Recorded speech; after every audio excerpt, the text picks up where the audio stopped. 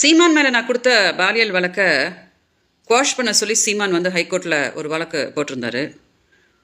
அந்த வழக்கை வந்து விசாரித்த நீதிபதிகள் வந்து அது ஒரு பாலியல் வழக்கு, அதை வந்து குவாஷ் பண்ண முடியாது, அதை வந்து விசாரணை பண்ணி என்ன அப்படின்னு அதுக்கு காவல்துறை நீதி வழங்கணும் அப்படின்னு ஒரு ஆர்டர் பாஸ் பண்ணியிருந்தாங்க. நீதிமன்றத்துக்கு என்னோட நன்றியை தெரிவிச்சுக்கிறேன். என்னோட முழு ஒத்துழைப்பு நீதிமன்றத்துக்கு இருக்கும் அப்படின்று இந்த வீடியோவில் நான் தெளிவுபடுத்திடுறேன்.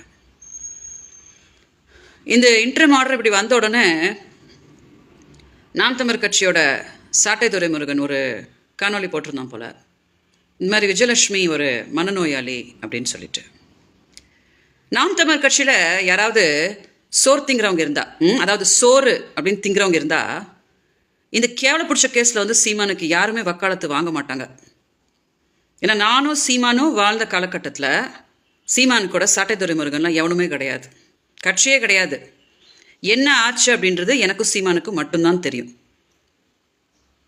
ஸோ இன்றைக்கி வந்து நீ என்னை மனநோயாளின்னு சொல்லிக்கிறியோ, நீ என்னை வந்து பைத்தியம்னு சொல்லிக்கிறியோ, எனக்கு எந்த பிரச்சனையும் இல்லைடா சாட்டை துரைமுருகன்.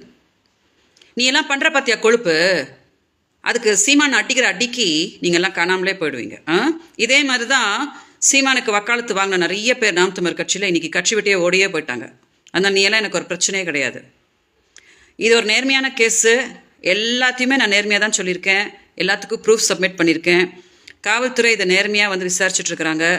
என்னன்றதை நீதிமன்றம் வந்து எனக்கு வந்து நீதி கொடுக்கும். ஏன்னா சீமானை காப்பாற்ற வேண்டிய அவசியமே எனக்கு கிடையாது. நீங்களாம் இருக்கீங்க இல்லையா, கொழுப்பு புடிச்சுன்னு நீங்களாம் கூட இருக்கிறீங்க இல்லையா, நீங்களே காப்பாற்றிக்கோங்க.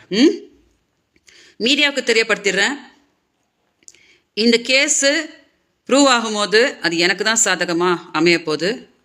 என்னோட முழு ஒத்துழைப்பை நீதிமன்றத்துக்கு நான் அளிப்பேன் அப்படின்றத இந்த வீடியோ வாயிலாக மீடியாவுக்கு தெரியப்படுத்துகிறேன்.